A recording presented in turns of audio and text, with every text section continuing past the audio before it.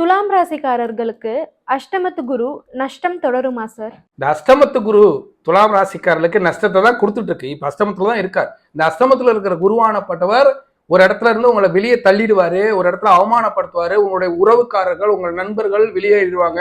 அதாவது ஒண்ணு நீங்க வெளியேற்றப்படுவீங்க, இல்ல உங்களுக்கு பிடித்தமானவர்கள் வெளியேறி போவாங்க. அப்படி நஷ்டமான ஒரு சூழல் தான். அப்படி இருக்கக்கூடிய இந்த அஷ்டமத்து குருவானப்பட்டவர் 15/10/2024 வக்ரமாகும் போது சூப்பரா இருக்கும்.